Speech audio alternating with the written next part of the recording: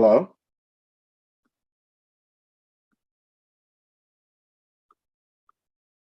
Hello, Maria, can you hear me?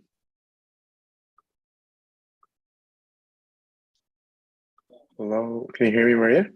Yeah, can you hear me? Yes, I can. Okay, Awesome. awesome. Okay, so you are host now, and it is live streaming. So, is there anything else you'd like me to do? No, that's it. I think I'm all good. Awesome. All right, have a good session today. All right, I will. See ya. See ya.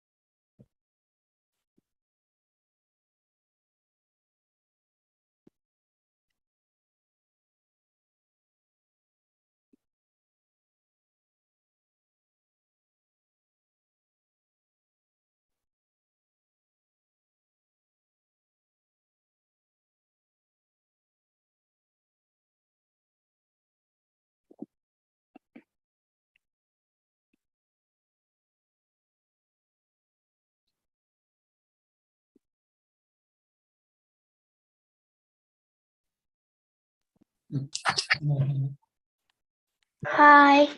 Hi.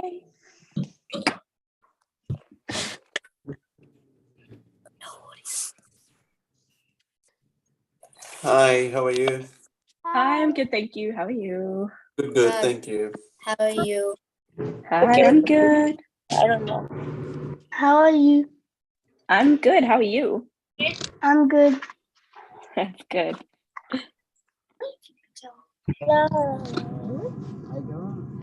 Hi, Maria. How are you? I'm good. How are you?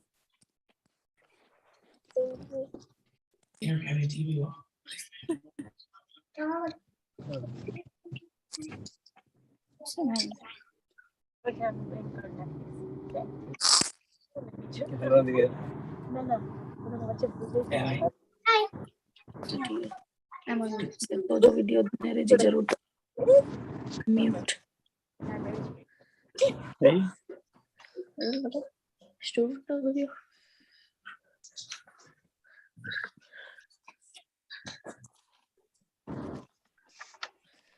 Oh.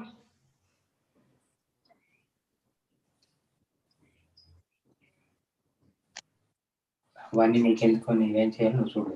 Okay. నీకేమైనా doubt కావాలంటే ఇందులోకి వెళ్ళి అడగాలి. Okay.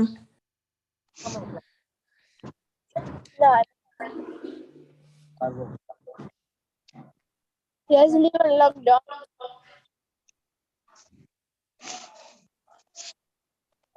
Hi guys, just a reminder that today's lesson will just be English, as it's every fortnight that you'll have English or maths. So last week you would have had maths, this week will just be English, and then next week you'll have maths again. So if you do have any maths related questions, please save them, write them down, and ask Melvin next week as he'll be taking that Zoom class. Any English related questions, whether that's creative writing or comprehension, feel free to ask me today. And just a heads up, can everybody please leave their mic on Zoom, on mute, please? Hello.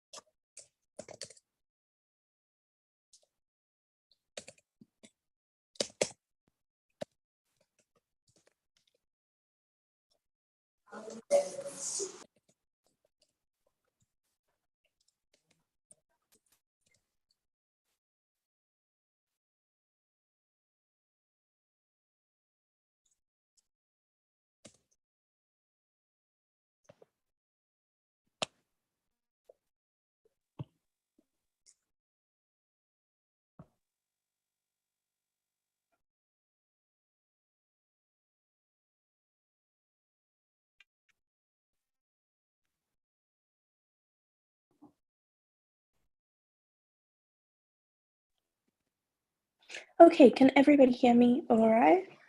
Yes. Yeah. Awesome. Yes. Yes.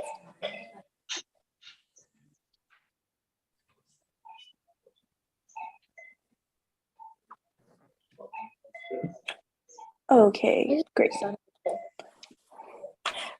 So just a heads up, we will be going through, I know that everybody has comprehension questions, which is okay. I'll save that for the end. So maybe I'll leave 15 minutes at the end for comprehension questions or creative writing questions.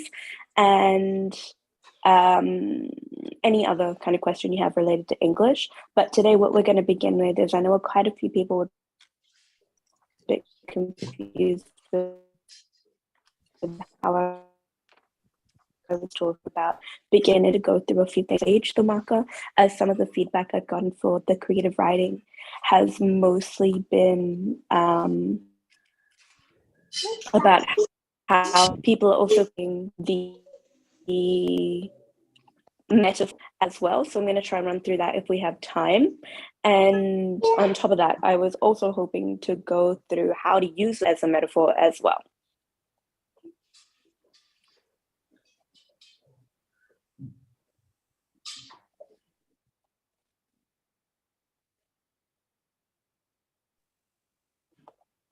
Okay, fantastic.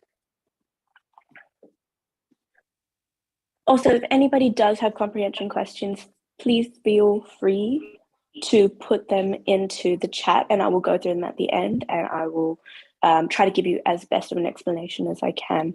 And also, I'll need to know what question type it is, as I don't have the same booklets as you. So please let me know what type of text you got and I should be able to find the question. Okay, just to start off with, we are going to go back to introductions, like I said, but we're going to be looking at how to use the 5 senses to develop an introduction. So the 5 senses are your smell, your taste, your touch, your sight, and your sound. As you can see, I wasn't very good at drawing an ear, so it kind of looks like a wonky 3, but that's the best I was going to be able to do, so there it is.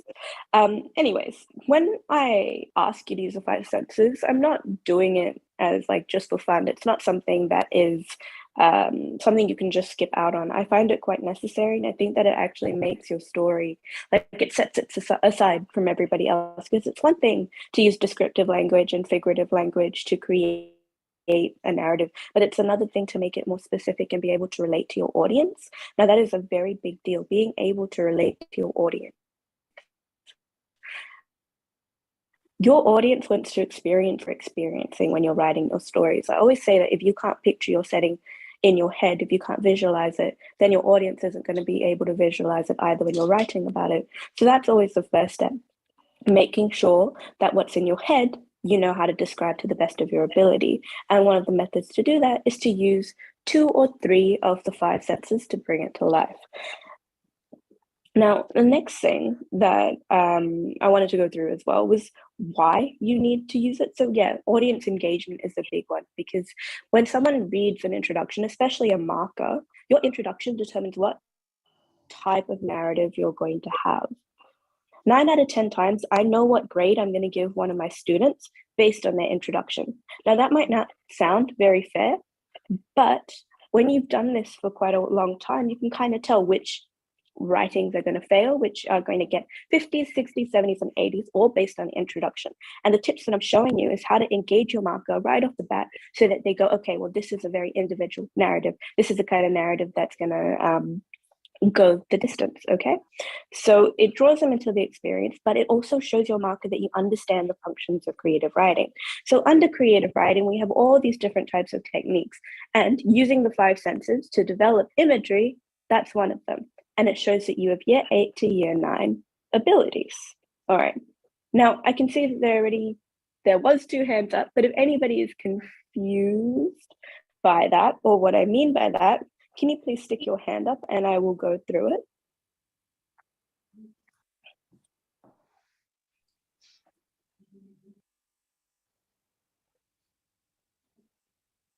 Okay, Baraj, you have your hand up. What's your question?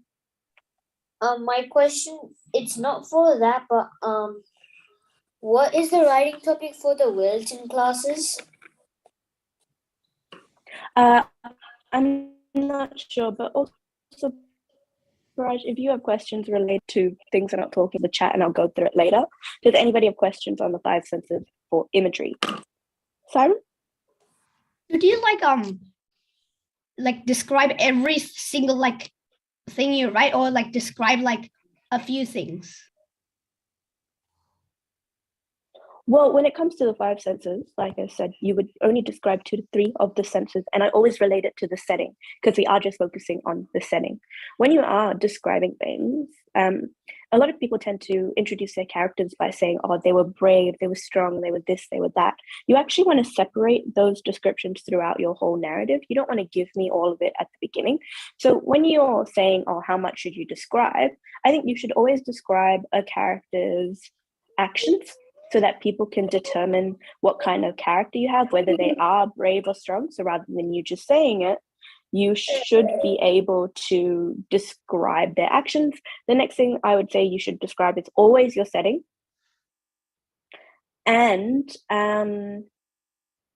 I guess how your character sees things, that's also important. Their perspective you should describe. So if they see someone, how does that someone look? Describe their facial features so that way we can see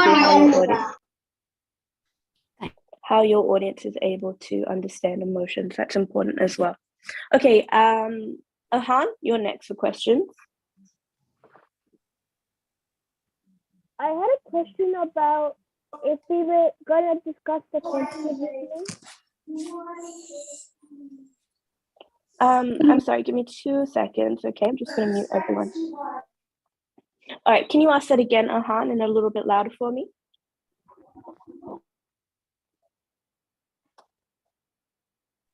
Are we gonna discuss quantitative reasoning? No, like I said, beginning of the lesson, this is only going to be an English-related class. And also, Ahan, if you have any questions related to things that I'm not discussing at the time, please save it to the end. Melvin will take the maths next week. So any questions you have for maths, I suggest asking him then. Part of main feedback. Okay, next, Evan, question.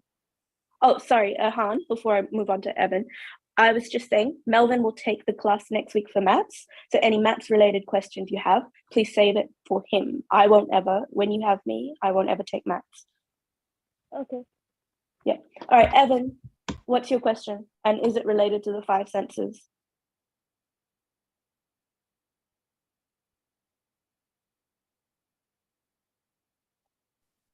All right, I'll come back to Evan. Guru sees? So, when we were describing our 5 senses, should the how much sentences should we write about that? Okay, well, I've left an example down below, and you can kind of see this like narrative opening.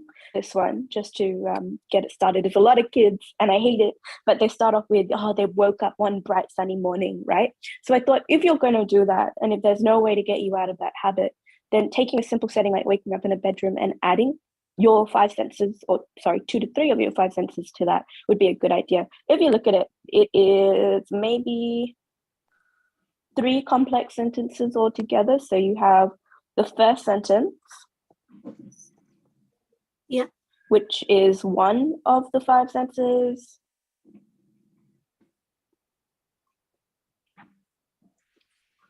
And now it's a very long sentence. And you have the next one. Oh, no, sorry. That was 2 sentences.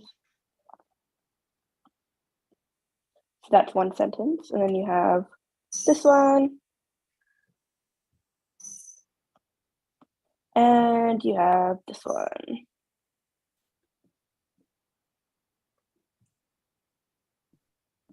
So those would be, that's what, 3 complex sentences all together for describing using the 5 sentences. The next sentence after that has nothing to do with the 5 senses and is more to do with just adding to that setting.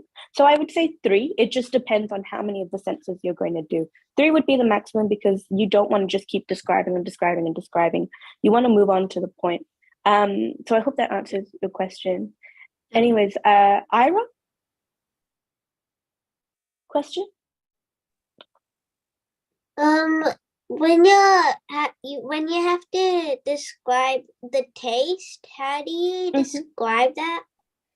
When you're describing taste, it depends on what specifically you're trying to say it tastes like. So if you're at the ocean, like if you choose like an environment as a setting like the ocean, consider what you would taste at the ocean. So for me, I would I know that there are fish and chip shops nearby at the ocean, so I might go, oh, the taste of vinegar was in the air, or I would say the taste of salt at the back of my throat.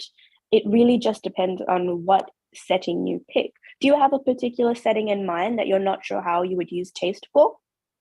Oh, yes, like a forest. A forest. Okay, so forests, I like to think of them after it's been raining. So the floor is a little bit damp, the leaves look a little bit darker and prettier. And I always have a lake in my forest because I think you need a lake everywhere you go. So if I was writing that, I would say it tasted like, have you ever seen a campfire that's been put out and there's like a certain smoky smell? Yes. I would say that I could taste the smoke in the back of my throat, or the taste of smoke sat on my tongue as I inhaled. Oh, okay. Yeah, so anything woodsy, really. Okay, Joyce, you're next, and then I'm going to move on. When I did my topic, my topic was white tigers. How am I supposed to use taste in that? Sorry, can you repeat that again? My topic was white tigers. Like it was a picture of white tigers. How am I supposed to use taste in that? Well, you wouldn't be writing about white tigers, would you? No. No, so you'd be using it as a metaphor. So your setting would be unrelated to the white tigers. So what was your setting in your narrative that you wrote about? I didn't write it yet. Oh, you haven't written it yet. Okay, well, the first thing you need to do is you need to determine how you're going to use that prompt as a metaphor. From what I understand, white tigers, they sound rare to me. But they're also something I guess you'd want to see. So thinking about how you could use that as a metaphor. Could it and be not like odd one out? necessarily writing about a tiger. Can it be like Well, odd the one odd one out? out, if you do that, yeah. So where would your setting be of that? Yeah, definitely. Then maybe a school. When you have a setting for that, yeah, awesome. So if it's a school, think about what kind of things you would taste in a school. What does the air smell like? Does it smell like the disinfectant or like hand sanitizer when you walk in because the cleaner has cleaned in the morning? Does your desk have a certain like ripeness to it, or is the carpet cleaner or the whiteboard kind of clean air, and can you taste it? If not, remember you only have to use 2 to 3 of the 5 senses. So if you can't think of taste, what other of the 5 senses can you use? I can do hearing, sight, and feeling. Yeah, 100%. So yeah. don't feel like put into a corner because you don't know how to use taste. Sometimes you're not going to be able to taste very much in your setting. So use the other 5 senses to back you up in that case. Okay, now moving on.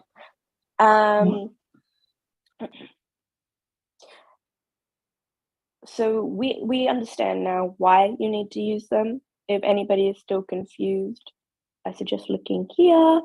But how you would use them is first, I want you to consider your setting, and it could be anywhere.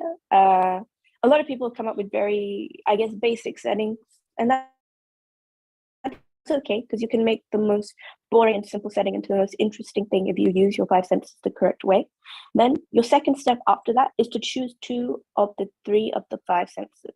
I suggest picking senses that you understand. Like in a schoolroom, like we were talking about just before, if you don't understand what you could taste in the air at a school, don't write about taste. Write about things you understand because that is going to make it more realistic. And as you've seen by the marking key with Loyola, the more realistic your narrative is, the better you get marked. Okay? All right, moving on from the 5 senses. Okay, metaphor interpretation. Give me 2 seconds. There's just a few people waiting to come in. No, just one.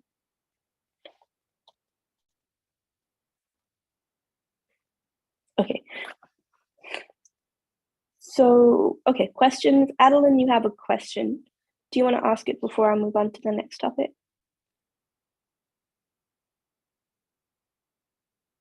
No. Harinesh, question before I move on to the next topic?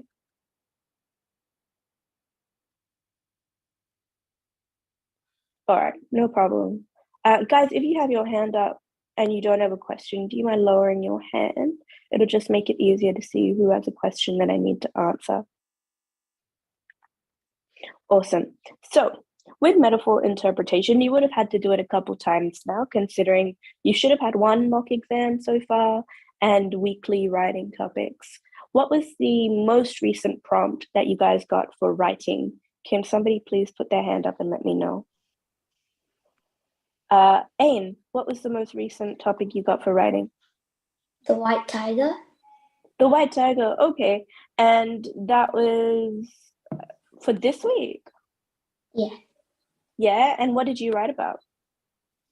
I wrote about a kid who's different because white tigers are really rare because they have less melanin in their skin and hair. Less melanin? Yeah. Awesome. And do you know what the symbolism of a white tiger is? No. Oh, neither do I, if I'm being honest. I just thought it'd be interesting. Okay, so it sounds like you guys have a really interesting writing topic this week.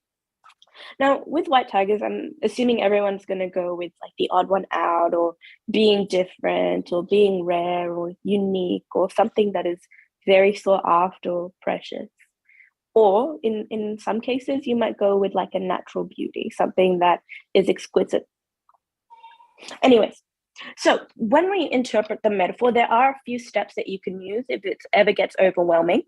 The first step is to find the main elements. Now, I don't know what image you got this week for writing. I know that it's a white tiger, but I don't know how the image is composed.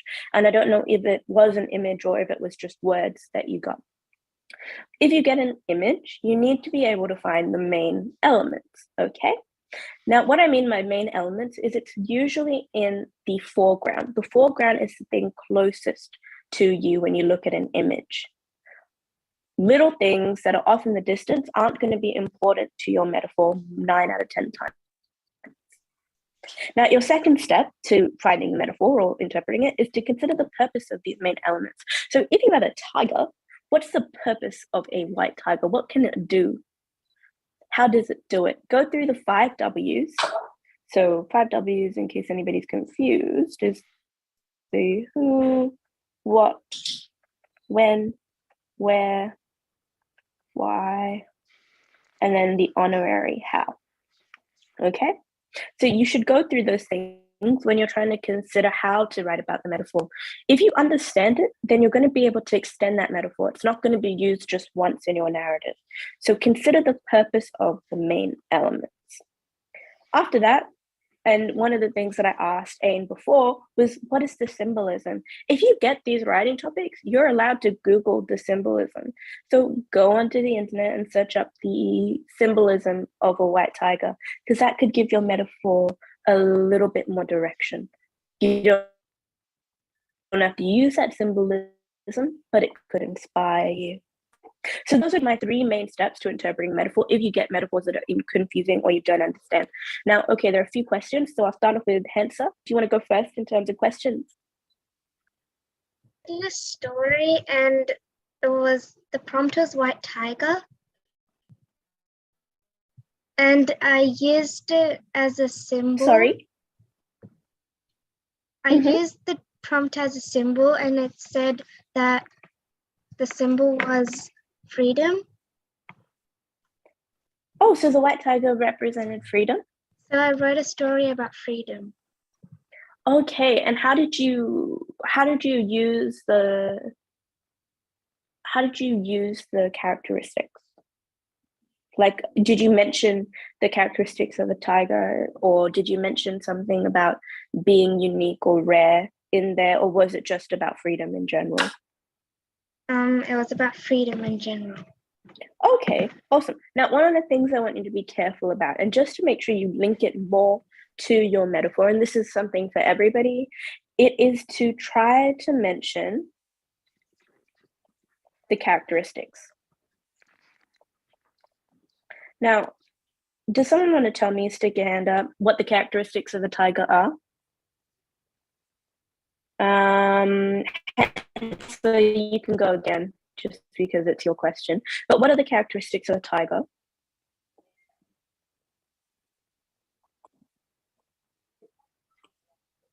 It's Handsome? red. It's red. Awesome, but what can it do?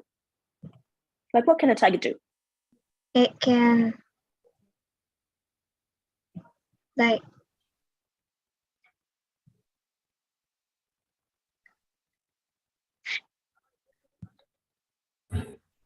it can Just think about the general things a tiger can do. it can defend itself. It can fight. Awesome, it can defend itself. It can fight. Okay, guys, remember no calling out, but it can fight. Okay, Hansa was great. Does anybody else want to have a shot at what a tiger can do? The more characteristics we have, the better your story is going to be. Okay. So, oh, hold on. Who said that? I did, Cratchy. Oh, awesome. So, what did you just say? It's fearless. It's fearless. Awesome. What else? It's strong. Strong. Okay. Great. So, these are a couple of the characteristics for a tiger, right? And Hansel was saying that she wrote a narrative about freedom. That's okay, but we also need to make sure that we relate it to the metaphor in some sense, so the white tiger. So if you can give freedom the characteristics of, being able to defend itself, how does freedom defend itself? How is freedom fearless? Or how does freedom fight against things that try to take it away from people, etc.? If you can give it the characteristics of a tiger, you're tying your narrative more to the metaphor. You haven't just seen a white tiger and written about freedom. You've related it to the metaphor. Okay, so that's my only point. When I say go through step two is the purpose, and that's what we did there. We figured out what a tiger can do, and then we said, okay, we're going to relate those things to our writing. Okay, does anybody have questions about the steps? If you don't have a question about the steps, can you please stick your hand down?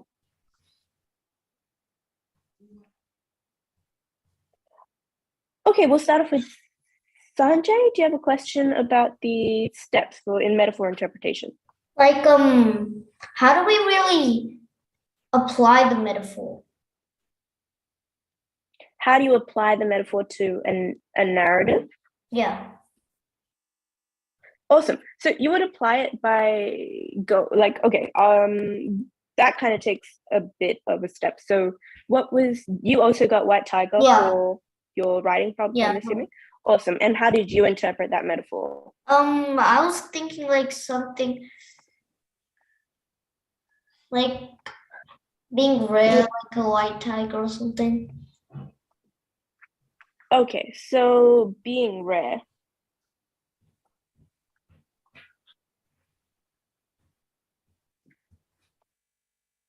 Okay, so from there, I just need to write about a narrative about someone or something that is rare.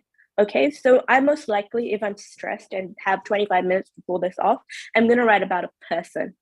Just because I'm like, okay, nothing else is coming to mind, I'm going to write a person. So I'm going to consider the fact that this person that I'm writing about is going to have to be rare. I'm not just going to make them rare because they're kind. No, I might want to flip it on my head because I know everybody's going to think of the very stereotypical or, they're going to be kind or they're brave and that makes them rare. No. What if I was to flip it on its head and write about someone who was maybe the opposite of kind? Someone was rare to be cruel and I figure out why they're not so nice. In my narrative, I write from the bad guy's perspective. That's most likely what I would write about if I'm trying to interpret the metaphor. But as long as you go, okay, my metaphor is being rare. Now I have to write about someone who is rare. That is how you would apply it. And beyond that, throughout my paragraphs, that you have your introduction, your rising action, your climax, your falling action, and your conclusion. Throughout that, I would try to weave in the characteristics of a tiger. So all the characteristics on the side that we mentioned, could I give that to my bad guy? Maybe I write from someone who fights when someone says something that bothers them, someone who is fearless, but not in a good way, who takes too many risks. Strong, but uses it against people who are weak and vulnerable, and I try to figure out why my character does that. We can make it like rare, like Bruce Lee was kind of rare. Wait, did you say like Bruce Lee?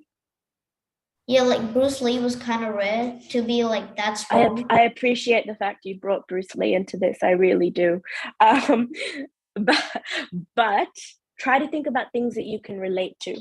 So I watch a lot of superhero shows because I love them. So I would always try to write about things that I've watched and read and understood. Now, I'm not saying write about a superhero, I used a bad example, but write about things you understand. Don't write about Bruce Lee, you're a martial arts expert, because that can sometimes come off as comical or too action-packed. If I'm writing about the bad guy or someone who has all these attributes, I'm going to try to give them a dark backstory, because I want my marker to see that I'm mature and that I'm writing above my year level. So just be careful about what idea you pick, Sanjay. But does that make sense on how you would apply it? Yeah. Awesome, fantastic. Next question, and I hope these questions are related to metaphor interpretation. Shagun, do you have a question, or Shagun?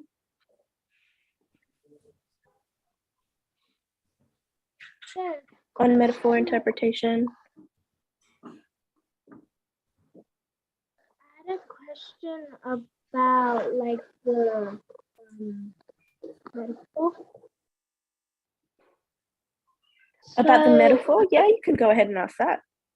So, you know, if you chose a setting like a jungle, what metaphor, what metaphors can you use for like certain settings? Ooh, other way around. I want you to see it the other way around. It's what settings can you use for which metaphors? Is that what you're trying to ask me? So for the metaphor that you have, what settings can you use? Okay, so you have the white tiger prompt as well, I'm assuming. Yes. Yeah, so any metaphor. So if this is how you've interpreted the metaphor, being rare, as long as your character or an object is rare and is the main focus of your narrative, you could have it in any setting. One thing I don't want you to do is pick a setting like a deserted island or the middle of Antarctica, etc. I don't want you to pick settings that are too out there. Try to keep it realistic. That doesn't mean you can't write about a jungle. I mean, I would find it very interesting to read about almost this like adventurer who's hacking through the jungle trying to find this rare object. But when I say that, I'm not saying write a story about an adventurer, do it, but use the object as something that is more than like this piece of jewelry. Use it in terms of this object is his white tiger. It's the one thing he's always wanted to find because it's related to this memory, related to his mum, etc. So it's much broader and much bigger than just like an adventure in the jungle. So it doesn't matter what setting you pick, as long as it's too out there, just keep it realistic how you write about it, okay? Okay. Awesome. So anyways, I will come back to the questions. I did want to go through and I'll take a hands up for this, but can anybody stick their hands up and tell me how they would interpret this metaphor and what they would write prompt and use it as a metaphor? Do you mean the importance of smallest? Yeah, so this prompt, I would like somebody, I'll pick, don't worry, just keep your hands up. I would like somebody to answer it, and I'm going to go with Giovanna. That was an accident. Oh, do you want to still have a shot? It's maybe about don't aim for something that's like too big. Start aiming for small and then get up higher. Okay, awesome. And did you consider the purpose of a ladder before you came to that conclusion? I looked at the picture and I saw how the other person couldn't reach it. So I thought if like you start to aim for bigger like goals, you won't be able to reach it quickly because you haven't aimed for smaller ones to reach up to it.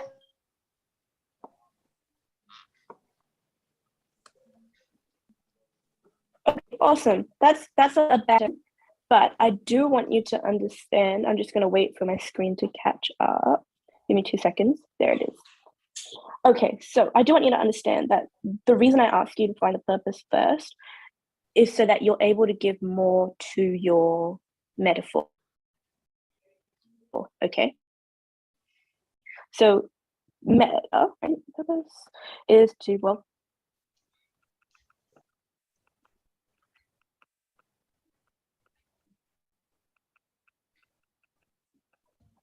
to get you to places you can't reach, which is pretty much what you said. Now, why would you not want big steps, Joanna? And because you haven't taken smaller steps to learn how to reach the bigger steps, it would be too high for you to reach. Good. So the first thing that you need to do is you need to figure out what you want, like in terms of going to places you can't reach. When I see the purpose, I link that to like a goal, okay? So my metaphor and what these ladders are doing are helping my main character get to a particular goal. Now, the reason that the big steps don't work is because, well, if you set too many broad goals, you're never going to get to the one goal at the end. Whereas if you have smaller achievable steps, it's likely you're going to get to your goal. I see it in terms of like even studying for a test, right? If you study in like big blocks, right? Big, huge blocks, because you don't want to study every day. So you go, maybe every 2 weeks, I'm going to study like maybe 2 chapters of my books.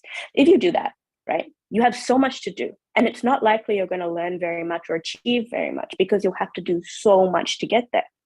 Whereas if I study every single day and do a little bit every single day, I'm more likely to have success, right? So I'm going to use the test, but I don't want you to write about a test if you ever get a prompt like this. Is there a way, and anybody can stick their hand up for this, like a goal that a character could have where having smaller steps would be more beneficial than having bigger steps? And I will pick someone out of the hands up list.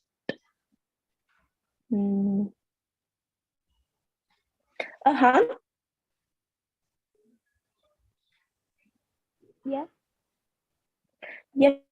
Could you tell me what kind of goal my character would have where having smaller steps for this goal would make it more achievable for them to get there? I think it means that the importance of smaller steps is that if you like do a little bit every day, you would eventually get to somewhere you would like want to be at. But if you like do a big chunk of stuff and then leave it and then do another big chunk, you won't get to the goal you want to achieve. It will take you longer. Good. Now, Ahan, but how would I apply this metaphor to a narrative? Can you think of something?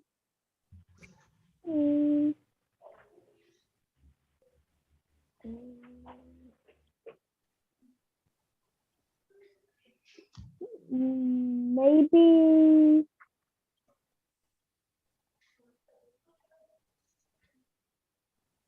if you want to maybe like if, for an example, if you want to like get good marks on a test, but you have a lot to study, then it's good to study for the test and like get a little bit in your brain every day rather than just not do everything like a big chunk to like the last minute. Good. But I don't want you to write about a test. Now, the reason I don't want you to write about a test or come up with ideas about a test, you interpreted the metaphor and you applied it very well to that.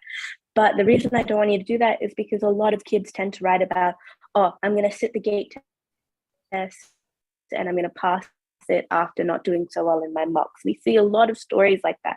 So think of ideas that are related to something you want, a goal that is like personal to you, whether it's a sporting goal, whether it's a traveling goal, whether it's buying something pretty for yourself kind of goal. Okay, so think of it like that and break down the steps in order to get this goal for that ladder. Okay, now does anybody else want to have a crack at how they would apply the metaphor? Yes, I do. Okay, can you give it a shot, please?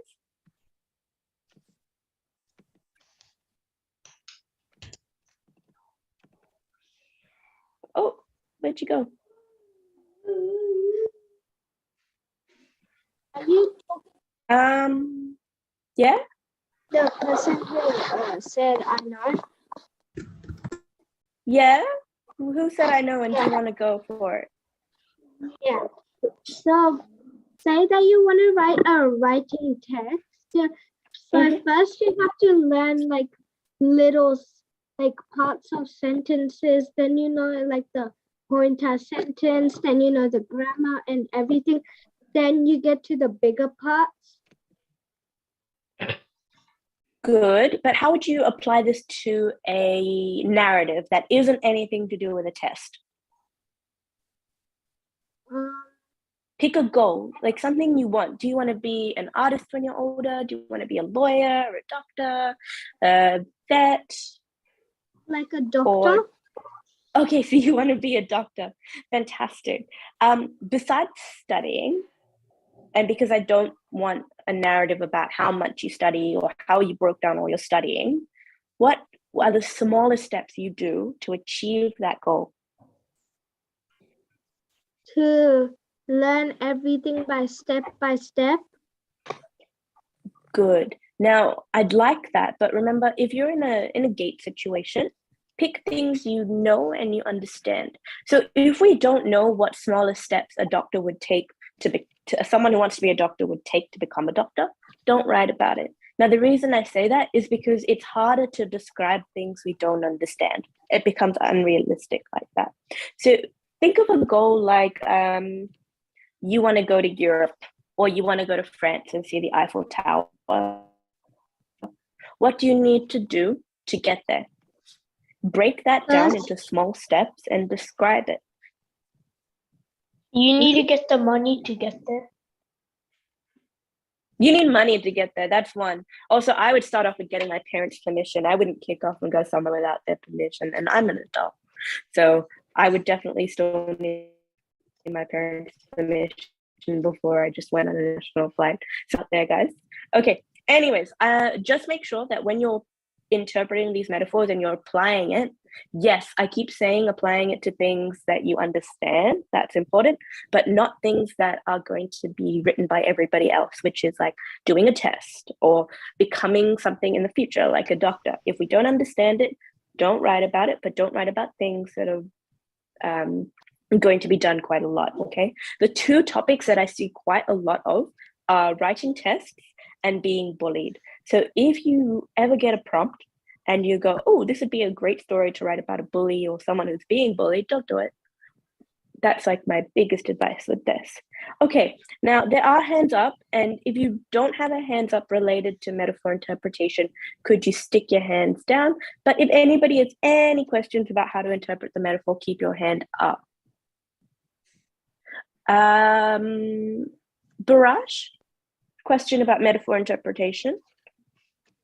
So let's say if I was writing about a white tiger, can I include white tiger and can I add the metaphorical meaning as well, or can I only just do one? So you want to write about it literally and metaphorically? Yeah. I accidentally did that in my gifted and talented exam because I didn't know how to interpret a metaphor. I would not suggest you write about it both ways because it can go either way. Either you do it really, really well, or you only do one well and the other one doesn't really go your way. And 9 out of 10 times people write about the literal better than they do the metaphor. So I suggest, for your sake, sticking to one. And if I write metaphorically about a lion, Mm-hmm. Then can I add a tiger or any other animal in it? So are you saying if your prompt is a lion, can you write about a tiger? Yeah. But about the I lions. mean, my first question would be why, but I accept it. Could you, if you got a tiger with a lion and you write about tiger? Personally, I would say no. No, don't do it. Don't confuse yourself like that.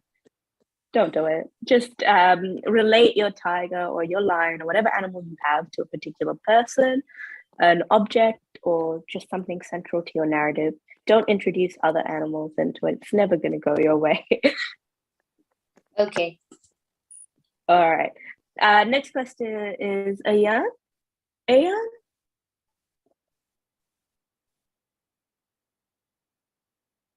No? Tanish?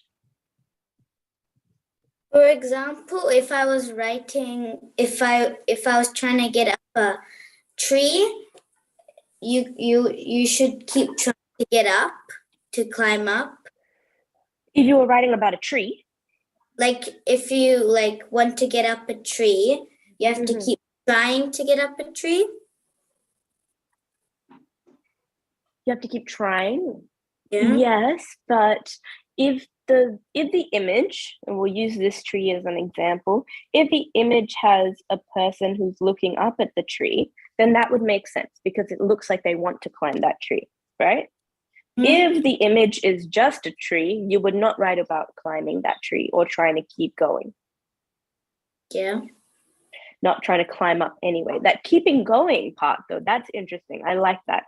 Do you want to give it a shot and tell me how you would interpret this particular metaphor?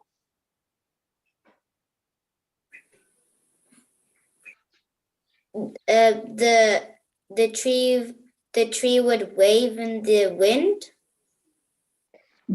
That's so trees wave in the wind, that's the purpose, but not necessarily the metaphor. So purpose / what it can do. They can wave. What else can it do? Dance. It can dance. Cool. So we're personifying it now. It can fall down. What else?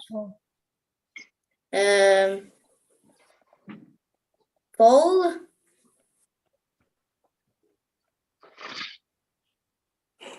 It could fall. Yeah, not bad. Good. Another thing, guys, when you're thinking of the purpose, don't necessarily think about how they can move. Like trees, they give oxygen. They're a sign of that. Technically, oxygen is life, you know. So they give oxygen. They provide shelter. They give you wood, so they give, and you can build houses. You get paper from wood or trees, etc. Think of all those things. That's what it can do. Okay. But does anybody know the basic symbolism of a tree? And you can call out if you'd like for this part. Oh, what was the question? It has branches. Oh, someone said live. I asked, what do you think the symbolism of a tree is? And yes, you can call out for this part. Life. Life. Yeah, someone said life. Faith. Yeah, life. Oh, faith. Life. Yeah, Faith. life. Help to humans. Help. Oxygen. Providing help to humans. Calm. Bright eerie. Guys. It's Green. Greenery. Strong. Fruits. Hope. Union. Fertility. Growth. Life. Nourishment. Strong. Union. Fertility. Right. Transportation. Okay, hold on. All right, guys, hold on. All right, awesome. Now I picked out the ones that I liked the most, and then I heard someone start reading like a Google page where they were listing off the meanings, and honestly, that was great. Yeah, guys, don't worry, I got enough, and you nailed the ones that I was most looking forward to. So that's the symbolism, right, of your tree. So then, if these are the different things that it means, you would then take that and you would write about it. So if you decide that your tree equals nourishment, maybe you have to talk about your main character suffering and needing something to nourish them. And nourishment doesn't have to be nutrients, okay? Don't think of it like, oh, maybe they're low on vitamin D or they need like iron, so they need to eat Can more we use ETC. the nourishment mentally? Yeah, so it could be like maybe they need to go join a community sports. Maybe they need to find a way to channel their emotions, etc. Maybe they need to go to art club or play an instrument. Nourishment doesn't have to be the whole medical side of things, all right? Like socialization. Yeah, perfect. The different ways in which we nourish our body does not have to be how we consume things, okay? Can So, anyway. never give up be one? Never give up. Yes. Yeah, awesome. We're actually about to do that now, which is the more developed side to the metaphor. So this is okay. That would be like 1 tick. But 2 ticks would be interpreting.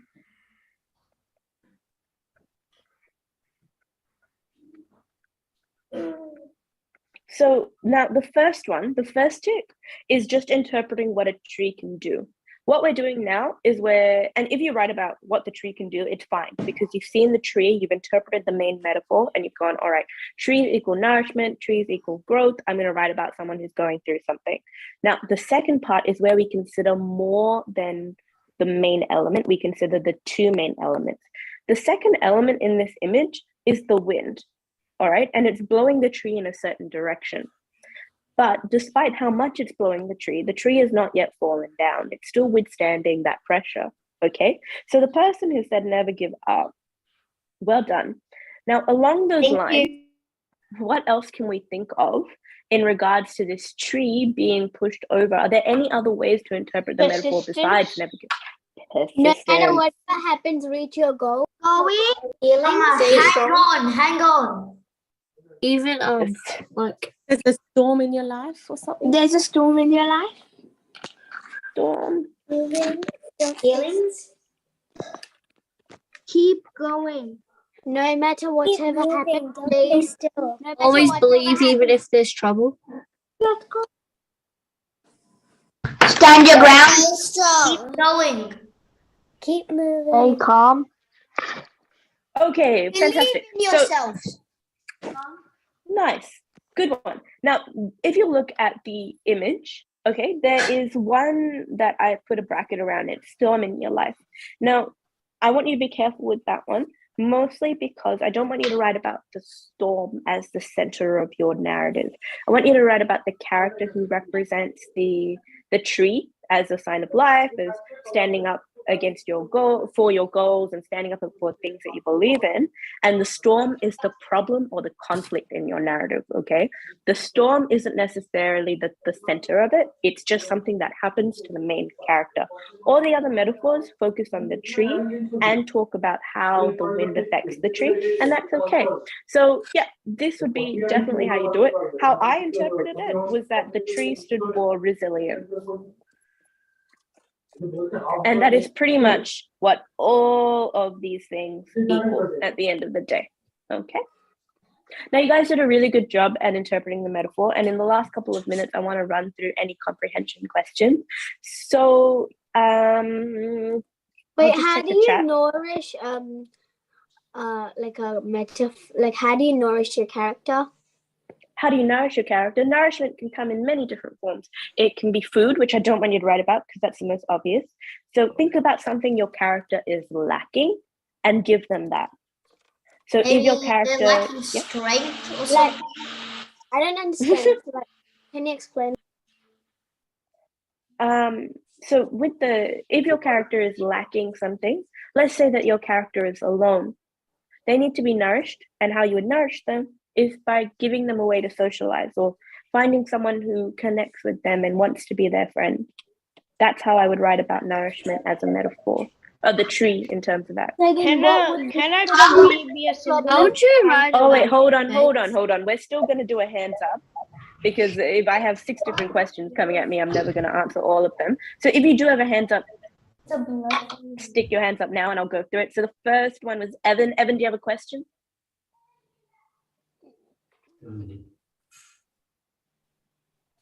All right, Gurusi's question.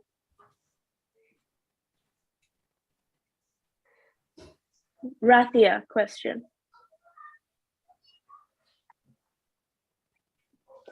I didn't get a prompt. Do the white tiger one. Okay. Ira, question.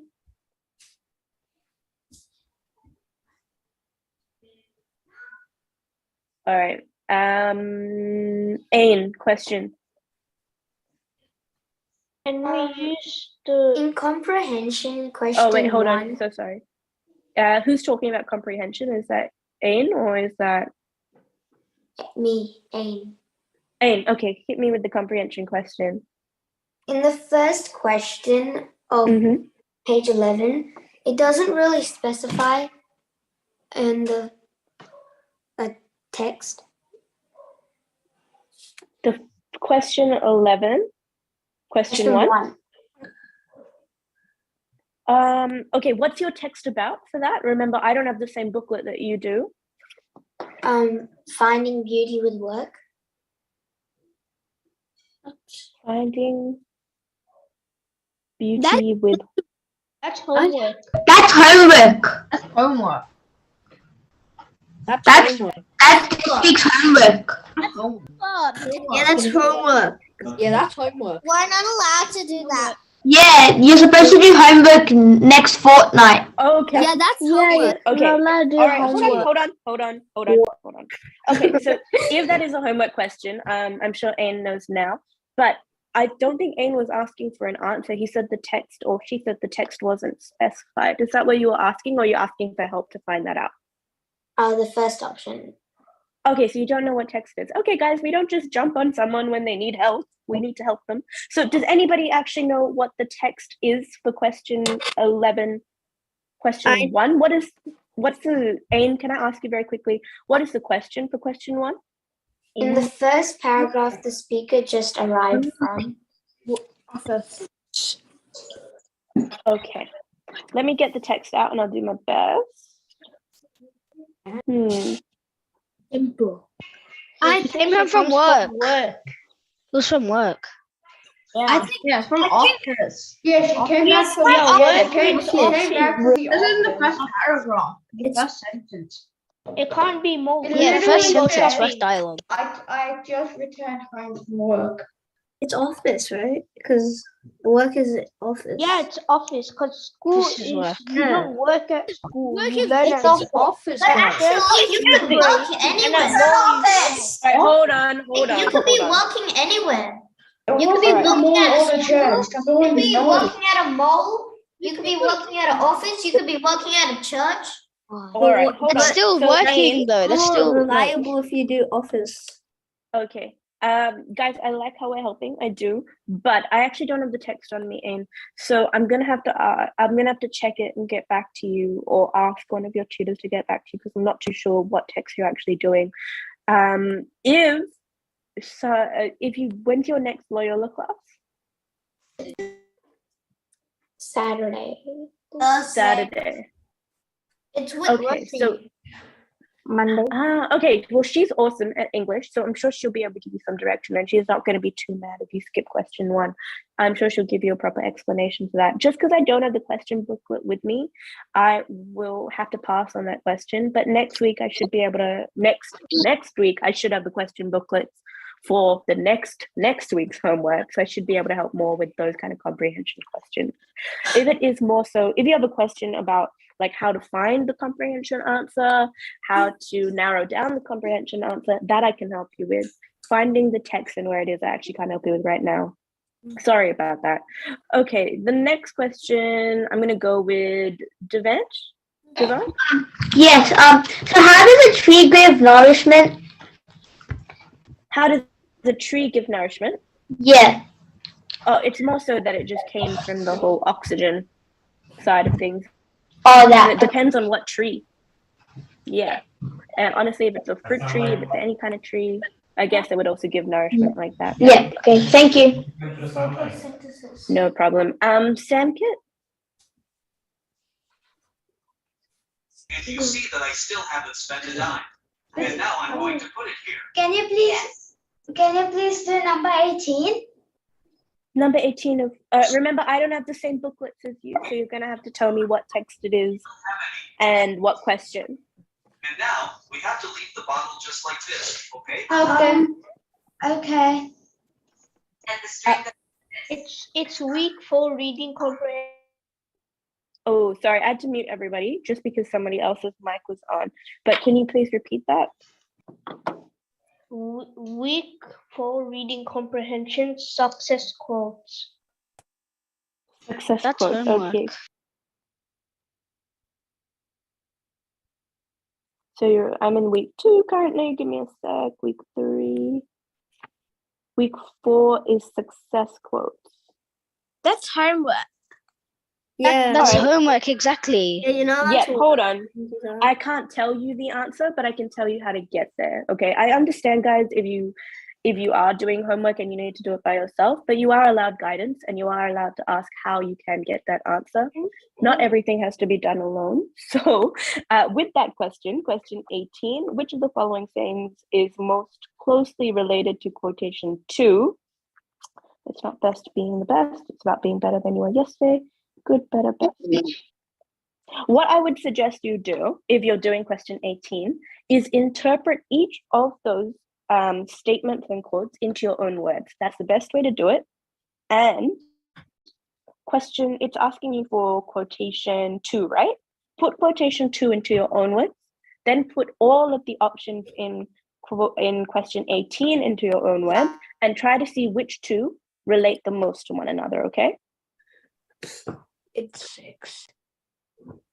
Oof, guys, come on, don't give the answers away. All right, any other questions? 8.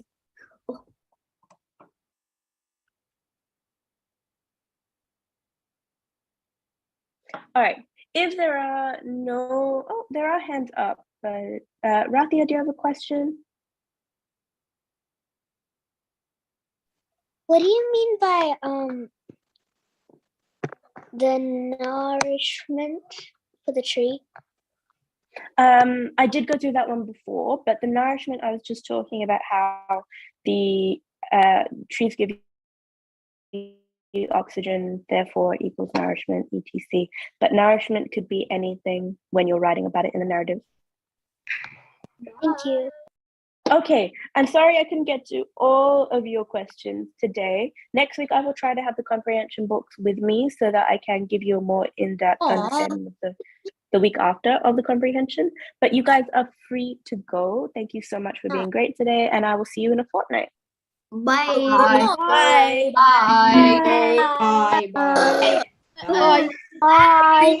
Bye. Bye. Bye. Bye. Bye. Oh, I was wrong. Finish? Finish? Bye. Bye. Bye-bye.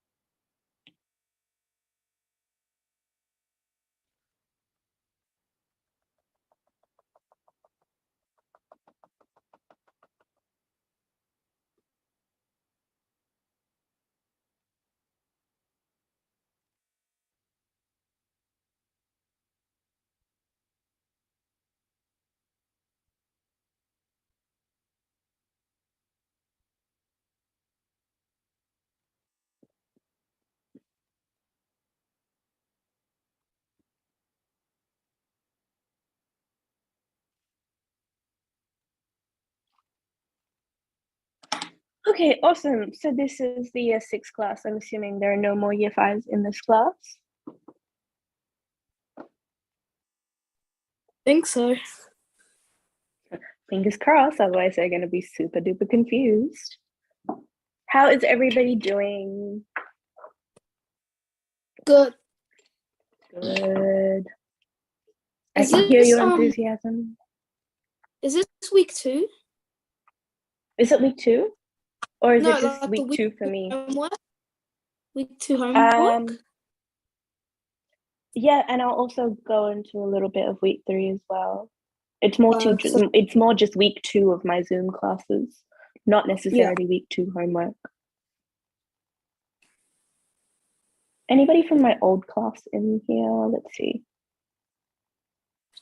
Yeah, 1, 2, 3, 4. Nice. Okay. Firstly, how is everybody doing in terms of school, life, homework?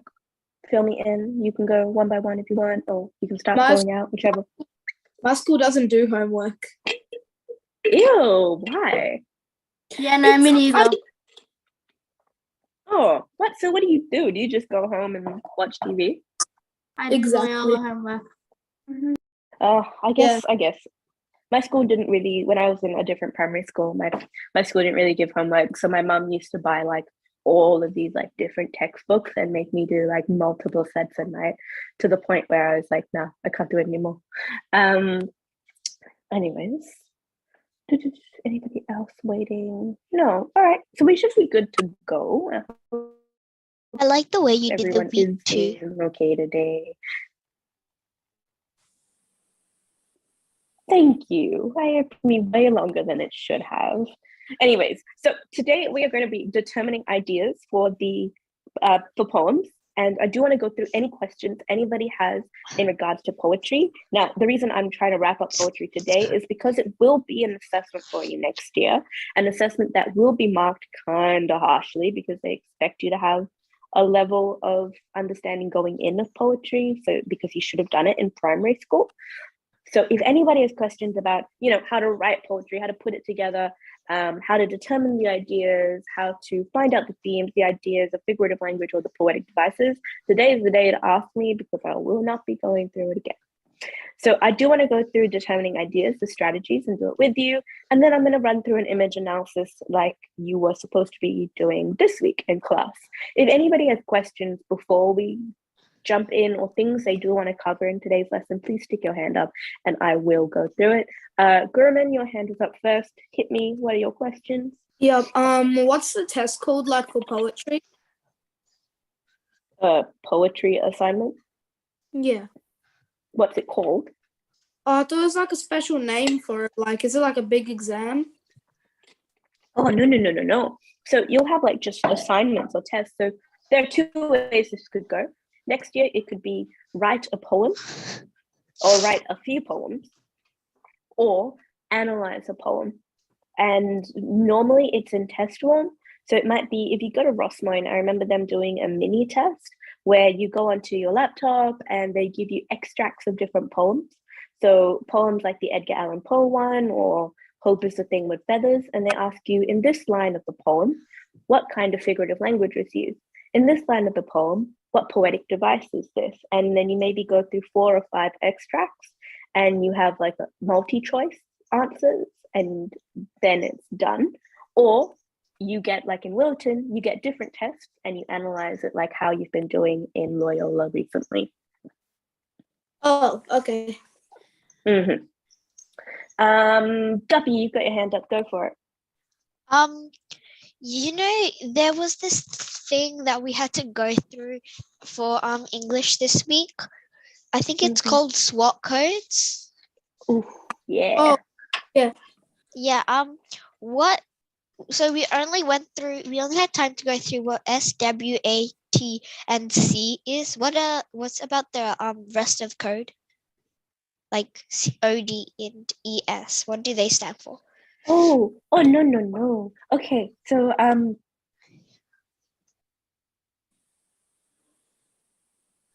okay, give me 2 seconds while I figure out this problem. Why did recording fail to start? That's a bit rude. It's still recording. Yeah. Okay, Yeah. I'm just gonna pretend like it's not there. It's kind of like when your car starts making strange noises. And so you just ignore it, so you don't have to go to the mechanic. Anyways, Guppy, oh, manners, come on. Okay, anyways, here, we'll go through your SWOT codes. So, Guppy, what does S stand for? Symbolic. Symbolic. Written Okay. or Whoa, who's calling out? We don't do that. Okay, next, Sharon's iPad, what's A? Not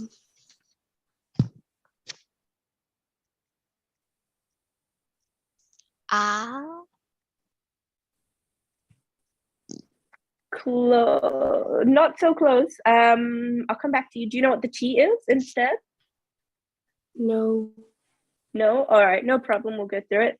Tazeen, what's the A? Audio. Good. And Princess Polly Wally, I enjoy that name. What is the T?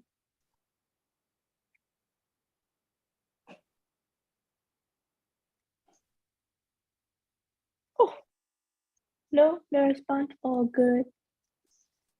Gurman, you can go. What's the T? technical. Perfect. And then the C. C. Okay. Now there is no C, guys. But what's the codes? Calm down, guys. I'm getting there. SWOT is an acronym for symbolic, written, audio, and technical codes. Codes are like conventions. They are the functions of a text. Code, not an acronym. But I thought the C was comic panel. That's what Nasani said. Oh, no. So I want you to, I'll go through that just in case anybody's confused, and you can go tell your friends next week. SWOT stands for symbolic, written, audio, and technical. Okay? The code, do you remember what a convention is, Guppy? Yes.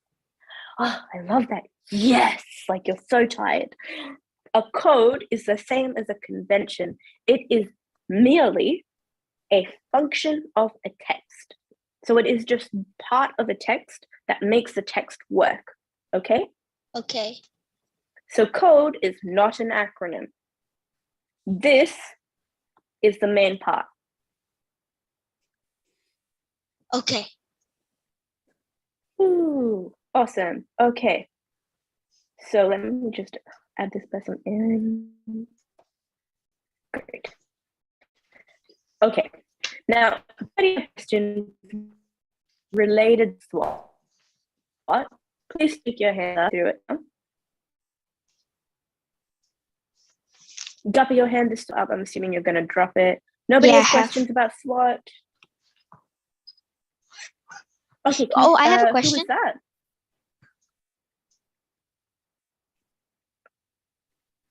Okay. Wait, I have a question. Whoever it was, ask away. I can't see it, so I'm not too sure. Guppy. Yeah, go for it. So why is it called SWOT? Guppy, go for it. Why is it called SWOT? Why is it called SWOT? Yeah. Oh, because, saying symbolic, written, audio, and technical codes is quite a mouthful. So we just call them SWOT codes. No, is it supposed to be in this order for a reason? Because it could just be WHATs. I think that when they were coming up with the acronym, this is such a weird question. It could have been anything, any way that you could have arranged S, W, A, and T. But when I learned it in high school, I was taught SWOT. Would you arrange it to be anything else, Guppy? What? No, W, yeah, that second one.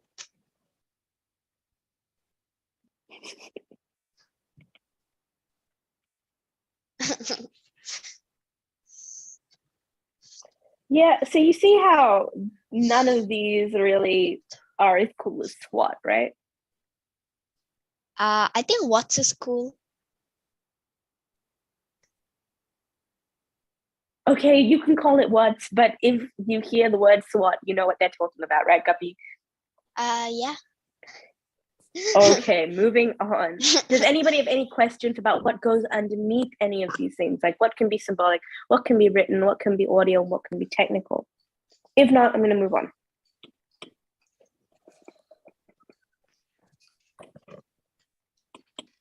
Okay, no problem. All right, so we are going to go through the 2 strategies for determining ideas. Gurman, you have your hand up so you can be the person to answer this question. What are the 2 strategies? Oh, I was gonna do like the previous one for like the definitions for each of them. Oh, you need the definitions for each of the letters? No, I was just gonna say because I thought that's what you asked. No. I want to know if you have questions for SWOT, like if you don't understand something about SWOT. Oh. Yeah, if you do, let me know, but if not, all good. But since you did stick your hand up, what are the 2, or at least one of the strategies for determining the ideas for a poem?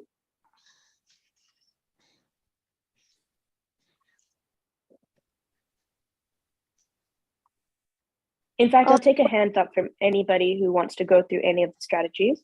So if you do know, Gurman, go through one for me. So wait, so strategies to find what? Ideas in a poem. So maybe like read read the lines you know first, and then like so the ones that you don't know, try to like interpret it like so like the ones you do know, say like the ones you do know are like every second line, and you'll be able to like figure those out like faster. Like it's like putting a puzzle together. Oh, cool. But what were the 2 strategies you learned in class? Like those are strategies that are like unique to you and definitely will help you. And I think that that's a good way to look at it. But what are the 2 strategies that you went through in class this week? Last week.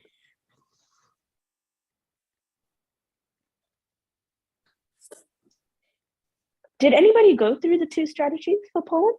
No, I don't. Yes. Not really. I did. We did. Okay. But I forgot them. All right, that's okay. I'm going to go through it now. Sorry, I thought you guys had gone through it like in depth, which is fine, but we're going to go through it now. I just wanted to make sure. So the best strategy, you should have been taught 2, but this is my personal favorite. The other one is 3 steps. I think the other one is read out loud, find key ideas, write main idea, something like that. This one is more in depth. It's more steps. It's much longer, but it narrows down the idea. And I think that it's just better on all fronts. So with this strategy, the reason I suggest doing more steps is because sometimes you can miss important details that actually give you a more, I guess, unique idea to everybody else. Like in the Edgar Allan Poe poem Alone, I think everyone would have gone with the main idea of being lonely, etc. Was anybody's idea different to that? Or did they have a different idea or anything different? I did. Oh, hit me. What was it? So I also saw it as alone, but another thing I saw it was someone being possessed by a demon, because in the end it said, of a cloud took the form of a demon in my view. Yes, Guppy, remember our figurative language, right? Yeah. Yeah, so what do you think the demon was a metaphor for? The cloud. No, the demon was the metaphor for the fact that his loneliness follows him through life. Oh. Yeah, so you know demons, they stick to you, they follow you around the place.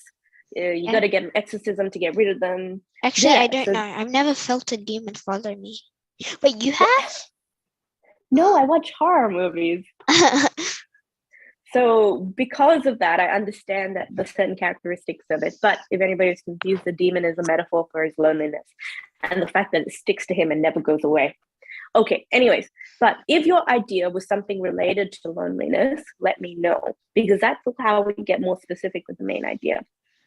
So how I would have written my main idea for the Edgar Allan Poe poem, I would have said the main idea is how our individuality can lead to loneliness. That's my main idea. It is something related to loneliness rather than just loneliness. The theme is loneliness. The idea is something related to the theme. Is anybody confused by that? Stick your hand up and I'll go through an explanation. No, I have a very responsive class. This is going great, guys. Thank you. Anyways, a pity laugh. I love that. Anyways, so the first step is to read out loud and slowly. Now, can somebody tell me why you need to read poetry out loud? I'll take a hands up, or I'll start picking people who aren't answering. You answer all the time. Vinuti? No. So that you don't miss anything, because when you're reading, you might gradually start skim reading. But if you read it out loud, you actually know what the words are on the page. So you spot particular words. I like that. All right. Anybody else want to tell me why you need to read out loud? And no, Guppy, I'm not going to pick you. Manus, do you want to have a shot as to why you need to read out loud? Okay. So normally, like when you read out loud, you focus more. Like normally, you're more focused. Okay, not bad, not bad. Can you please pick me? So you focus more. All right, Guppy, go for it. So like it gives the opportunity to like try on the language and experience of like others. It helps make connections easily, like other than reading it in your head. Good. Now, that's not a bad one, and all of you were correct, okay? Why we read poetry out loud is because we need to, one, determine the rhyme scheme.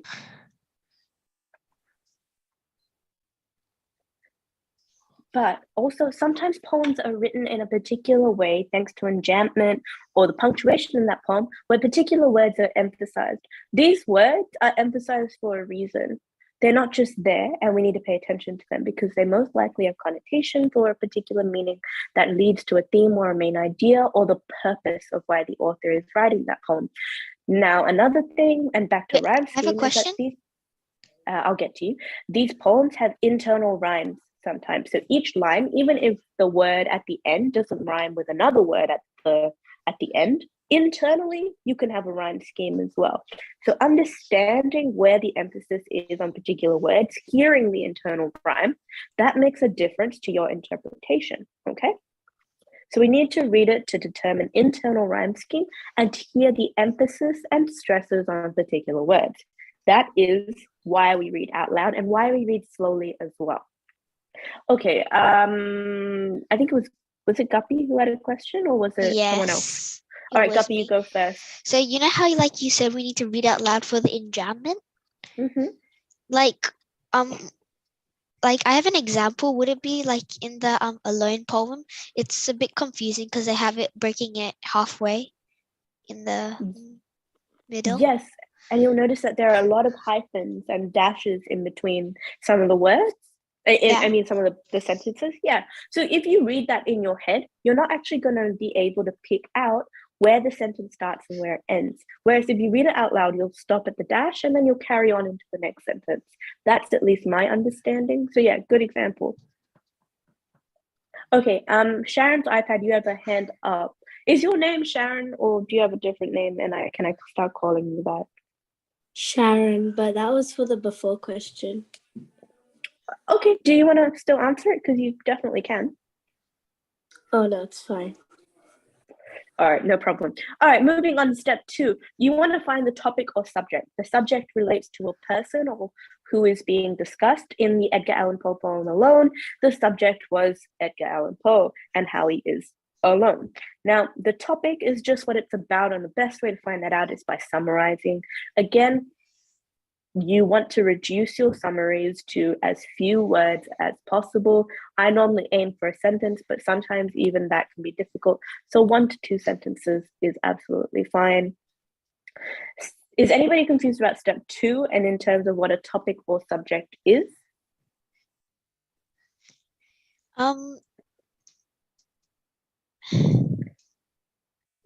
Thanks, Guppy, for sticking your hand up. What is your question for number 2? So it's not really a question about the topic or subject, but like, can you give us some ways to find it? To find the topic or the subject? Yeah. Okay, so most of the time you can find the subject by figuring out how is the poem being written in first person. What point of view is the poem written in? Is the poem talking about somebody else, and the persona is always the person writing, but are they talking about somebody else, or are they talking about themselves? If they're talking about themselves, the author is the subject. If they are talking about someone else, you have to figure out why they're talking about that someone else and who that someone else is. But I think the subject comes down to point of view. That's how you figure it out. Okay, thanks so much. That's okay. And then topic is, of course, you just summarize, okay? Okay. Now, number 3, step 3 is look for important details. Usually they repeat themselves or they're exaggerated in the text. Now, important details in Edgar Allan Poe is one of the things he really emphasizes, and one of the things he repeats, but in different ways, is how different he is to everybody else. Now, when I say repeat here, I'm not talking about like a particular word that is repeated. Well, technically there are 2 ways. So words / phrases.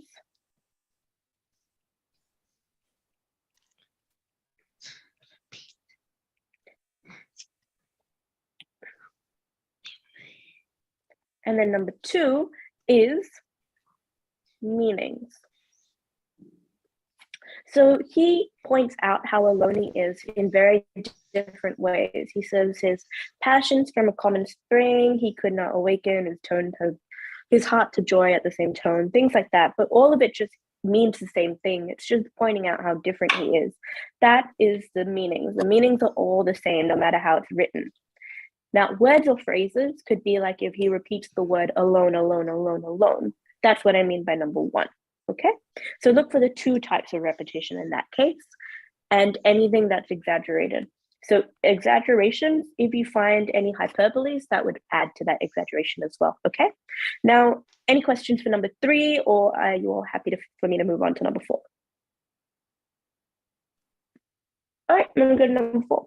So number 4, you want to use these details to narrow down your main idea. If something is repeated, it most likely is related to your main idea. And like I said before, if you've already found the theme, if you've been able to discern the theme, your idea or your main idea is just an aspect of that theme. Can you have different main ideas to somebody else? So can my main idea be different to somebody else's main idea? Absolutely. As long as I'm able to justify why it's the main idea through evidence from the text. And we know that if it's any written text, as we learned last term, the quotations that we take from that text are our evidence, okay? And finally, your last step is to write your main idea in your own words. If you feel like it uses too much vocabulary from the text, then write it in a different way. Like I said, my main idea for the Edgar Allan Poe poem was that it was our individuality can make us lonely. The individuality part stems from the fact that he says how different he is all the time. Okay, and then the loneliness part comes from the theme. And that would be the best way to determine the ideas in a poem. And it gets to a point where you don't have to do a few of the steps to get there. You should be able to get from 1 to 4 quite quickly by the time you're at the end of year 7, if you keep doing these steps. Anyways, any last questions on this before I move on? Because I do want to go through the image analysis stuff with you. No? All right. All right, I'll get you guys to quickly read through this, and then I'd start picking people if I have no hands up, etc. But I do want you to find the main idea of this poem. And if you can apply the steps, that would be great, if you need to.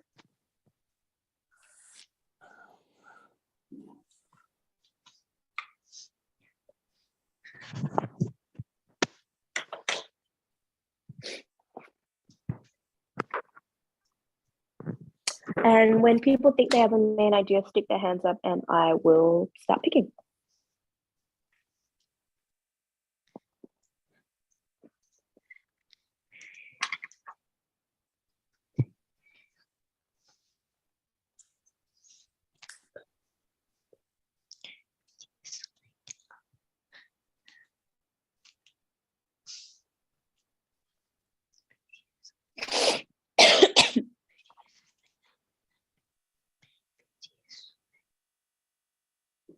Okay, Sharon's iPad, you still have your hand up.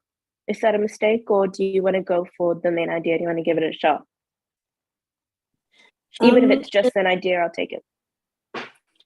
Yeah, so the main idea is like he's kind of saying that she is not a person that is like, you know, that tries to make herself look pretty. She's like naturally pretty inside.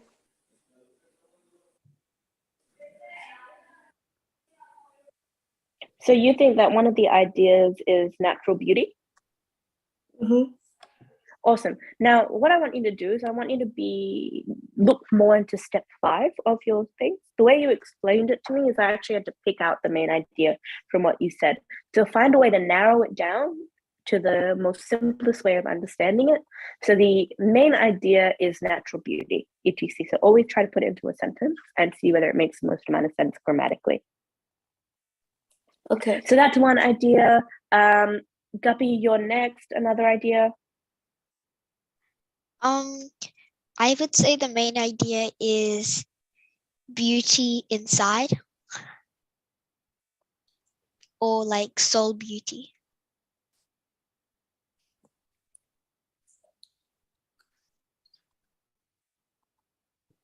Like that? Yeah.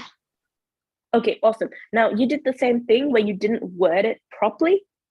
Again, find the best way to word it grammatically.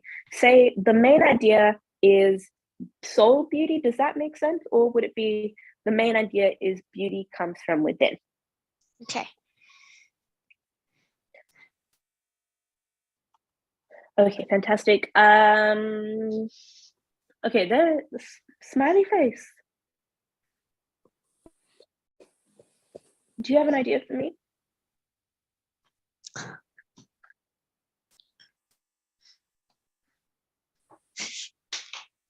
No. Renov, do you have an idea for me?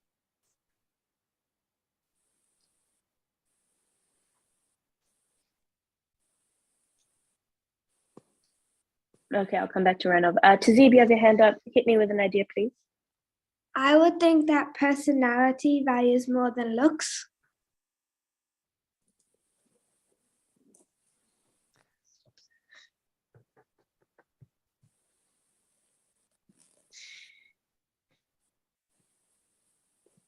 I like that one. That's a really good one. Good job. Okay, and please, someone, last one. I just need one more idea. Anybody? Anybody who hasn't stuck their hand up yet or attempted one, please give me an answer to an idea that you could think of.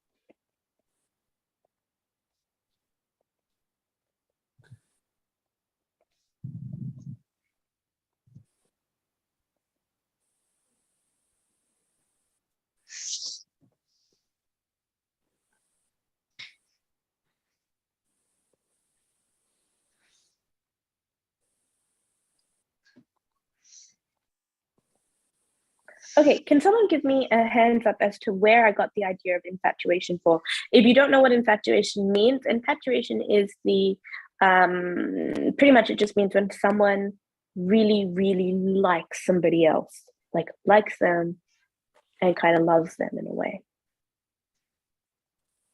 Where did I get that idea from? High school? I mean, from the text. Oh. But thank you. That kind of hurt. That shot me deep, but whatever. It's fine.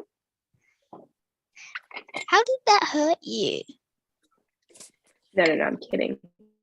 Gurman, you stuck your hand up. Hit me. Where did I get the idea of infatuation? Because he says she is beautiful, like, so like the way she thought she was, so he like keeps like saying that she is beautiful. So maybe that's where you got the idea from. And he was like giving all these positive points about her. And which step do you think I looked at to get that idea? I think 4. You think I got it from number 4? Interesting. I think that you could get it from number 4, but I actually got it from number 2, which is find the topic or the subject. In number 2, we talked about, Guppy and I talked about the fact that you want to find it by looking at the point of view, right? Yeah. So if it's written in first person, we know that the subject is the person who wrote it. If it's written in third person, we know that somebody else is watching or describing another person, right? Yeah. So I actually got it from the point of view in which it was written in, which changed the idea completely. Rather than just looking at, oh, she's beautiful, it was, oh, this author is infatuated with this girl. So yes, make sure you look at the point of view. It makes all the difference. Manus, you're up. What idea or infatuation, anything you can say about that? I have a question. Yeah, go for it. How are we 100% sure that the author is a boy? Oh my. God. Dear God. His name is F. Scott Fitzgerald. Oh, that's the author. Okay. I love the question, Manus, because I love gender equality, and I love that you picked up on that. I love it. I really do. It's such a progressive name. But if they give you the author's name and it is F. Scott Fitzgerald, I think you can make a reasonable assumption and assume that the author is a male. Anyways, moving on, unless anybody would like to ask any other concepts or societal issues with that, go for it. Okay, anyways, so those are your list of ideas, and they're a bunch. That's a lot of ideas from a very small spot of text. So can you imagine how many ideas you'd be able to get from a longer poem? The more ideas you can find, it means the more you understand the poem. Okay, if you're only able to find 1 or 2 ideas, it shows a limited understanding of poem. Okay, which means that there is something you're missing, most likely perspective, and that's going to affect the way that you've read the poem and not give you as many ideas, etc. So make sure that you read it enough times and you go through the steps, because the steps make the difference, to find the ideas. I'm just going to write down here in case anybody needs it.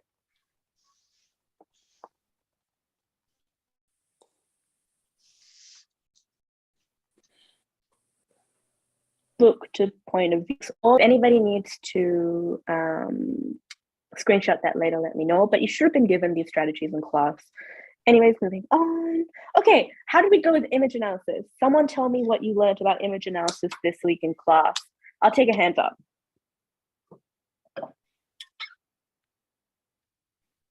I'm loving this. I'm loving the hands up. Wait, where's my hand on up? Okay, Vinuti, you go. You tell me. What was the question? I was writing down notes. That's all good. Can you tell me what you learned this week for image analysis?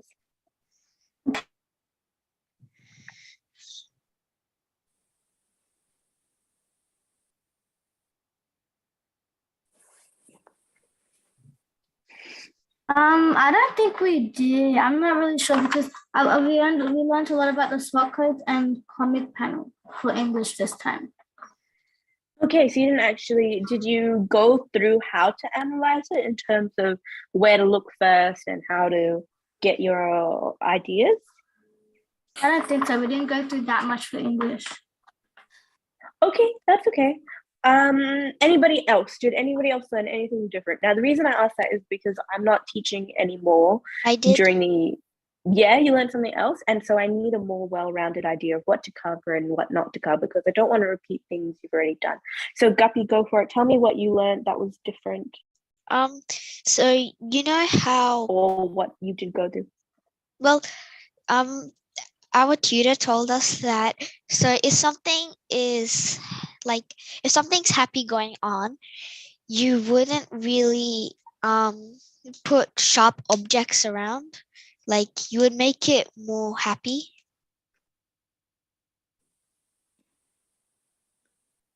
Now, I'm not going to lie and tell you I understood that. What do you mean by sharp objects? Like So actual Nasani sharp said objects, like that. knives? Oh wait, yeah, I Yeah. remember. Is it the one where she's talking about where like all the lines, like you shouldn't Yeah, see that many lines? Yeah. Yeah, like if you can see in the Like if something like jagged, it means like aggressive and like loud. yeah, if you look in the 7th box, like there's Oh, a so the spikes line. because it's ow, like ow. So the different ways in which line is used. That's what you Yeah. went through. Yeah, that's what we Awesome. That okay, Guppy, that makes more sense. The different ways in which lines are used. It does, Okay, doesn't it? fantastic. Yeah, I mean the way you said it, I was very concerned. Okay, moving on. So the strategy that I wanted to run through and the one you should have gone through is how to determine the idea for an image. Firstly, you find the focal point. Tazib, tell me what the focal point or the salience is. Ooh, me. Focal See? point is like the center of attention. Okay, awesome. And in this panel / frame, because I'm not sure which one it is, I haven't gone through them all. Which one? What's the focal point in that one? Garfield. Okay, why is he the focal point?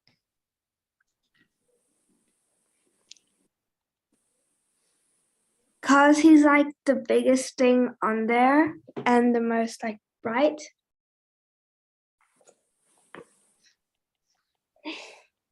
Okay, and what other, when it comes to size and color, where does that fit in terms of SWOT? What convention or code? Symbolic.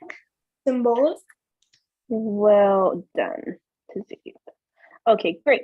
And from the focal point, where do we go next?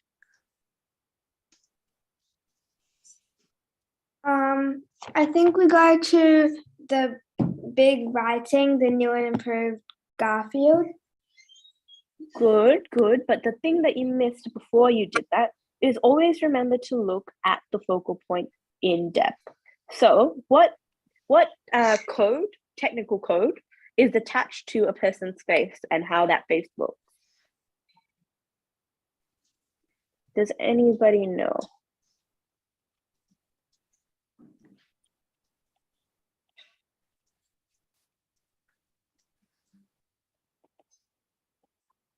Technical? Yeah, so it's attached to technical. It's actually facial expression.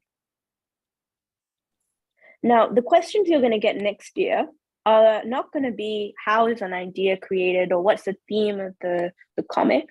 It's going to be how has humor been created in the comic.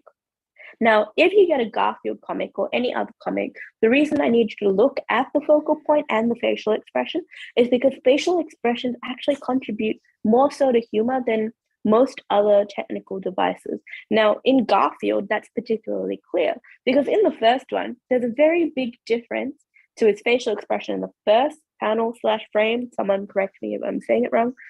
There's a very big difference to that than to this.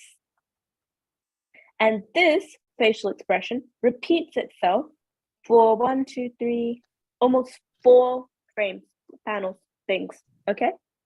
So there is a difference and that's why we need to analyze it. And as soon as that facial expression changes, that's where we get humor, or it leads to humor, okay? So always analyze within your focal point. And most of the time, if it's a subject, if it's a person, you should be looking at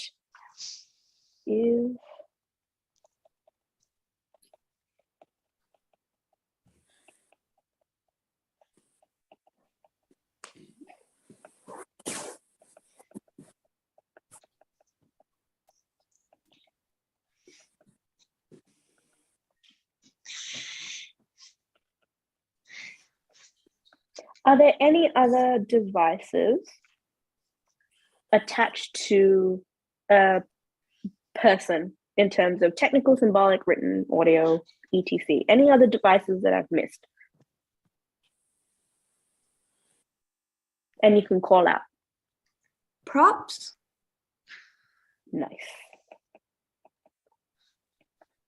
All right, obviously not all of these things are going to exist in that focal point, but the main 3 are going to be these ones. So if you don't get the costume or the props, 9 out of 10 times you can do facial expression, gaze, and body language. They are your fail-safes when it comes to analyzing a focal point that is a person or an animal. Body language and facial expression for me are the two that I think I write about most when it comes to image analysis. Not because they're basic and they're in everything, but because they're so they're so easy to write about. Like, how would you, I'm going to pick on someone, how would you describe Garfield's body language in frame 2? Princess Polly Wolly, like, your name is really doing it for me. No. Dash, do you want to tell me the body language for frame 2? He seems like lazy and not bothered to do anything. Floppy. Okay, fantastic. Now, one of the things that I want to point out is start off with basic vocabulary, and when you're analyzing, move to vocabulary that's closer to your expected year level. So if you're in GATE, you're going to have to be using, I think, year 8, year 9 vocabulary. If you're in mainstream, year 7 to year 8, if you want to get those A's, are fine as well.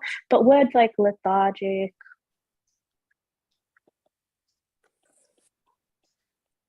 languorous, those kind of words, using them to describe body language are going to make all the difference, okay? And that also makes your writing more concise. Rather than having 2 words, you can narrow it down to just the 1. Okay, fantastic. So moving on, we talked about, Tazib said that you moved to the next element closest to the focal point, and that is the spiky bubble with the writing in it. Now with sharper corners, bigger appetite, larger ego, lemon fresh scent. Okay. What kind of code is within the speech bubble? And you can call out, it's fine.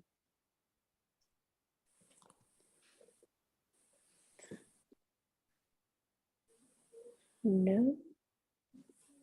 All right, Gabrielle, do you want to have a shot?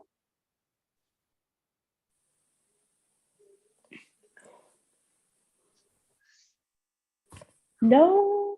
Okay, it is just written conventions, and it is written in a way that is dot point form. How that affects the main idea, it's just giving you his characteristics. It's almost like new and improved, like Garfield is a product. It's almost like they're selling him like a product, because it's like if you buy a new lawnmower or the new edition of a new lawnmower, you have all these little dot points that tell you the new features. So what it's actually doing is it's making Garfield into a product, something that can be sold. Now, is there an issue with that? Yes. Because we've already said that Garfield is an animal. And should you be selling products? Outwardly, we do. We buy it for like eating, we buy them for pets, etc. But when you look at it like that, it's almost a little bit sad that he's being sold as a product. But whatever, if anybody has a different understanding of that, let me know. Yell it out. I'm happy with that. All right, anyway, so we went through the 3 basic things. You go through, you find your focal point, you look within your focal point, and then you start analyzing outside of the focal point. Does anybody have any questions about the basic structure of a comic, like the panels, the frames, the bleeds, the gutters, speech bubbles, anything like that that I can help you with?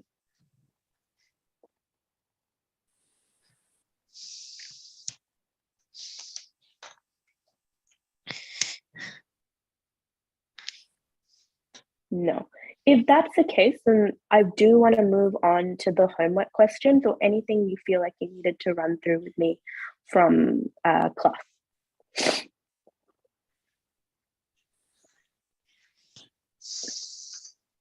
What was your homework this week, Gurman? Tell me. Our homework was poetry foundations. We were analyzing alone. It's different for me. You haven't moved on to Garfield. Yeah, we're doing the Garfield thing. Yeah, we're doing Garfield. Week or week 2? You guys We're should in be week up to 3. We're in week you should be up to week 3 by now. Oh wait, yeah, I did week 3, but I thought we were like analyzing week 2. No. If you have week 2 questions, you can ask me now. But do you have week 3 questions? I finished week 3, yeah. Okay, no problem then. Did anybody have any issues finishing off week 3?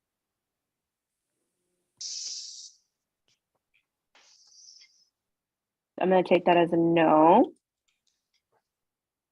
All right, just give me a sec to see what you're doing for. There it is.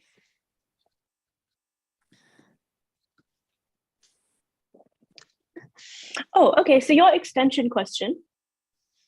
Can someone tell me what visual elements they used to construct humor?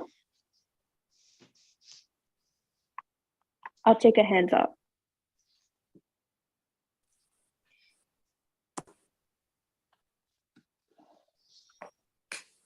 Manners. Okay.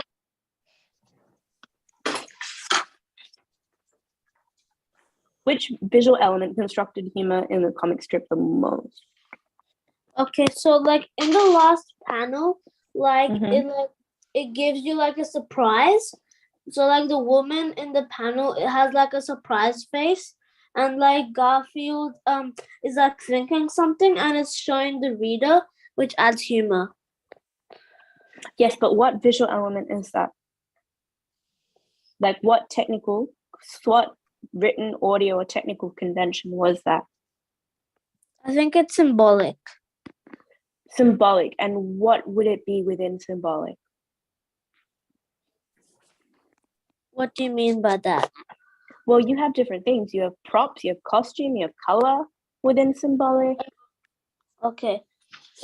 I think costume, maybe, because like in in the last panel, like the guy like his costume changes very rapidly. Mm-hmm. Yeah. Not bad. I would go with props as well. So costume and props are symbolic, and maybe even facial expression for the girlfriend as a visual element that constructed humor. Okay. Yeah. But does anybody know the main visual element that constructs the humor? There is one. It's something consistent in every panel or frame. I don't know which one.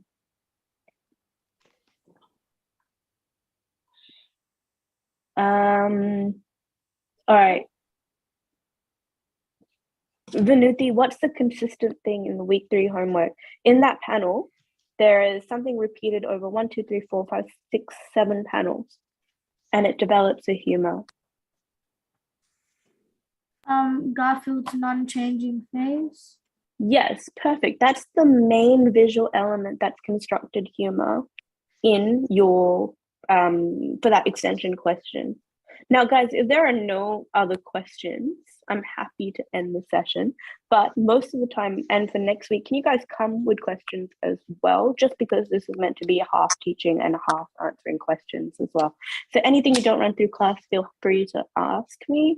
Is there any other related questions for the homework or just things you're struggling with in general for English? Maria, so in class we the teacher told us what non-diegetic and diegetic is, and I couldn't write the meaning down. So do you know what it means? Yeah.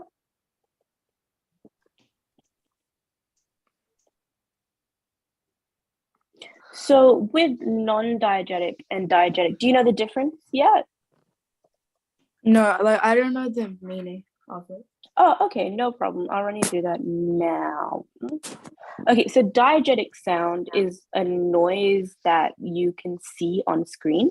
So it's like if someone pulls out a chair, you can hear the noise from that chair. So it's things that you can see within the scene.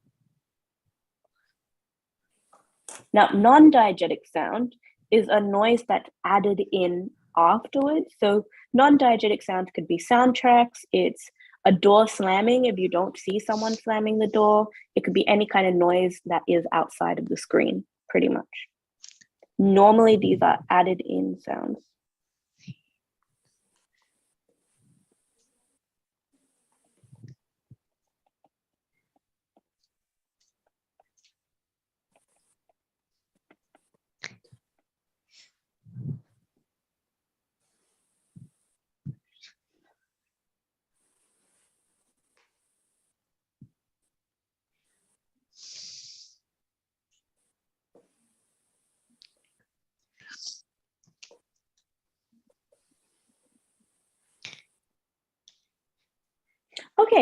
if that is it, we are done for today. And I will see you guys in a fortnight. Bye. Bye. Bye. Bye. Bye. Bye. Oh, Tazeeb, you have your hand up? Nope, she's gone. Bye. Bye.